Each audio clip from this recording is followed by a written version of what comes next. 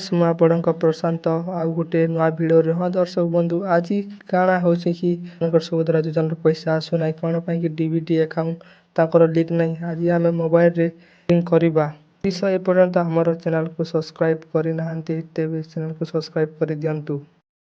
ପ୍ରଥମେ ଆପଣ Google କ୍ରୋମରେ search କରିନିଅନ୍ତୁ ncpi.com ଆପଣ ସର୍ଚ୍ଚ କରିନିଅନ୍ତୁ। National payment protection of India ଲେଖା ହୋଇଛି ତା ଉପରେ ଆପଣ ମାନେ କ୍ଲିକ୍ କରିବେ। ମୁଁ ଆପଣଙ୍କୁ ଭଲ କରିଛି ନାହିଁ କରିକି ଦେଖାଉଛି। ତାପରେ ଫ୍ରେଣ୍ଡସ୍ ତଳକୁ ସ୍କ୍ରୋଲ୍ କରିବ ତାପରେ ଆପଣଙ୍କୁ ସର୍ବପ୍ରଥମ ୱେବସାଇଟ୍ଟା ଦେଖାଯିବ ସେଟାକୁ ଆପଣ କ୍ଲିକ୍ କରିବେ ଆଉ ତଳକୁ ଆପଣ ଏଇଭଳି ଇଣ୍ଟରଫେସ୍ ଆପଣଙ୍କ ମୋବାଇଲରେ ଦିଶୁଛି ନା ନାହିଁ ତାହା ଚେକ୍ କରିନେବେ। ଆପଣ ସର୍ବପ୍ରଥମେ ୱେବସାଇଟ୍ଟାକୁ ଭଲ କରି ଯାଞ୍ଚ କରନ୍ତୁ କ'ଣ ପାଇଁକା ଆପଣଙ୍କ ଆମର ଦୁଇ ଜଣଙ୍କ ସମାନ ଅଛି ତାହେଲେ ଏହି ୱେବସାଇଟ୍ଟାକୁ କ୍ଲିକ୍ କରିବେ। ସର୍ବପ୍ରଥମେ ଆପଣ ଯେଉଁ ମୁଁ ଚିହ୍ନ ଦେଉଛି ସେ ଚିହ୍ନ ଉପରେ ଆପଣ କ୍ଲିକ୍ କରିବେ ଯାହାକି କଞ୍ଜ୍ୟୁମର ଲେଖା ହୋଇଛି ସେଇ କଞ୍ଜ୍ୟୁମରଟାକୁ ଆପଣ ସର୍ବପ୍ରଥମେ କ୍ଲିକ୍ କରିନେବେନ୍ତୁ। କ୍ଲିକ୍ କରିଲା ପରେ ଆପଣଙ୍କ ତା ତଳେ ଲେଖା ହୋଇଛି ଭାରତ ଆଧାର ସେଣ୍ଡିଂ ଇନେବଲ୍ ବେସ୍ ଲେଖା ହୋଇଛି। ମୁଁ ଆପଣଙ୍କୁ ଭଲ କରି ଚିହ୍ନ କରିକି ଦେଖାଉଛି ସେଟା ଆପଣ ସର୍ବପ୍ରଥମେ କ୍ଲିକ୍ କରିନେବନ୍ତୁ। ଟିକେ ଲୋଡ଼ିଂ ହେଉଛି ତାପରେ ଦର୍ଶକ ବନ୍ଧୁ ଆପଣ ନୂଆ ଇଣ୍ଟରଫେସ୍ ଖୋଲିବ ତାପରେ ଆପଣଙ୍କ ଆଧାର ନମ୍ବରଟା କ୍ଲିକ୍ କରିବେ ଯାହାକି 12 ଡିଜିଟର ଆଧାର ନମ୍ବର ଥିବ ସେଟା ଆପଣ ଆଧାର ନମ୍ବର ଆପଣ 12 ଡିଜିଟର ଦେଇଦେବେ ତାପରେ ଆପଣଙ୍କୁ ତା ତଳେ ଦିଆଯାଇଥିବା ସେଟାକୁ କ୍ଲିକ୍ କରିବେ। କ'ଣ ମୁଁ ଆପଣଙ୍କୁ ଷ୍ଟେପ୍ ବାଇ ଷ୍ଟେପ୍ ପ୍ରୋସେସ୍ ଆପଣଙ୍କୁ କରେଇକି ଦେଖେଇବି। ତାପରେ ଦର୍ଶକ ବନ୍ଧୁ ଆପଣଙ୍କୁ କ୍ଲିକ୍ କରିବାକୁ ପଡ଼ିବ ସେଟିଂ ଫାଷ୍ଟ ଅପସନ୍କୁ ଆପଣ ଚୁଜ୍ କରିବାକୁ ପଡ଼ିବ ସେଟିଂ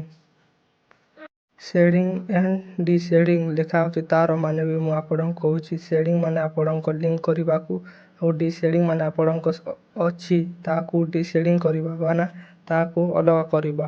ଆପଣଙ୍କୁ ସିଲେକ୍ଟ ୟୁର ବ୍ୟାଙ୍କ ଚୁଜ୍ କରିବାକୁ ପଡ଼ିବ ଆପଣ କେଉଁ ବ୍ୟାଙ୍କରେ ଅଛି।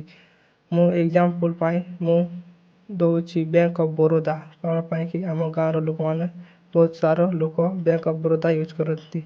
ତାପରେ ଆପଣଙ୍କୁ କ୍ଲିକ୍ କରିବାକୁ ପଡ଼ିବ movement from one bank to other bank କ'ଣ ପାଇଁକି ସେଇ ବ୍ୟାଙ୍କରୁ ଏଇ ବ୍ୟାଙ୍କଟାକୁ ଲିଙ୍କ୍ କରିବା କି ସେ ଖାତାରୁ ଏଇ ଖାତା ଲିଙ୍କ୍ କରିବା। ତାପରେ 3 ନମ୍ବରଟାକୁ କ୍ଲିକ୍ କରିଲା ପରେ ଆପଣଙ୍କ ଆକାଉଣ୍ଟ ନମ୍ବରଟାକୁ ଫିଲ୍ଅପ୍ କରିବାକୁ ପଡ଼ିବ। ସର୍ବପ୍ରଥମେ ଆପଣଙ୍କ ଆକାଉଣ୍ଟ ନମ୍ବର ଫିଲ୍ଅପ୍ କରି ଦେଇ ସାରିଲା ପରେ ଚାଲ ମୁଁ ଆପଣଙ୍କୁ ଷ୍ଟେପ୍ ବାଇ ଷ୍ଟେପ୍ ପ୍ରୋସେସ୍ ମୁଁ କହୁଛି। ମୁଁ ଆପଣଙ୍କୁ ଭଲ କରି ବୁଝାଉଛି କିଏ ବି ଏମିତି ଭିଡ଼ିଓ ବନେଇ ନାହାନ୍ତି ପ୍ରଥମ ଥର ପାଇଁ। ମୁଁ ଆପଣଙ୍କୁ ତାପରେ ଦର୍ଶକ ବନ୍ଧୁ କନଫର୍ମ ଆକାଉଣ୍ଟ ନମ୍ବର ମାରନ୍ତୁ। ମୁଁ ଆପଣଙ୍କୁ ଲେଖିକି ବି ମୁଁ ଆପଣଙ୍କୁ ଭିଡ଼ିଓ ବନଉଛି। ତାପରେ ଆପଣଙ୍କୁ ଆକାଉଣ୍ଟ ନମ୍ବର କନଫର୍ମ କରିନିଅନ୍ତୁ କ'ଣ ପାଇଁକି ତାପରେ ଦିଆଯାଇଥିବା ତା ତଳ ପ୍ରୋସେସ୍ଟାକୁ କ'ଣ କରନ୍ତୁ କି ସେଇ ଟିକ୍ ଦିଆଯାଇଥିବ ଅପସନ୍ କ'ଣ ପାଇଁକି ମୋ ସାଇଡ଼୍ରେ ଟିକେ ଜୁମ୍ କରିଦେଇଛି ସେଥିପାଇଁ ଆପଣଙ୍କୁ ଦେଖିନାହାନ୍ତି ଜୁମ୍ କରିଛି ସେଥିପାଇଁ। ସର୍ବପ୍ରଥମେ ଆପଣଙ୍କୁ ଲାଷ୍ଟରେ ଆପଣଙ୍କୁ କ୍ୟାପଚା କୋଡ଼୍ ଦେଖିବାକୁ ମିଳିବ। ମୋର କ୍ୟାପଚା କୋଡ଼୍ ହେଉଛି 7MSXDH। ମୁଁ ସର୍ବପ୍ରଥମେ ସେଟାକୁ କ୍ଲିକ୍ କରି ନେଇଛି ତାପରେ ଆପଣଙ୍କୁ ପ୍ରୋସେସ୍ ଅପସନ୍ ଦେଖାଇବ। ପ୍ରୋସେସ୍ ଅପସନ୍ଟାକୁ ଆପଣ କ୍ଲିକ୍ କରିନେବେ ତାପରେ ଆପଣଙ୍କୁ 12-13 ଘଣ୍ଟା ପରେ ଆପଣଙ୍କ ଆକାଉଣ୍ଟ ଆକ୍ଟିଭ୍ ହୋଇଯିବ।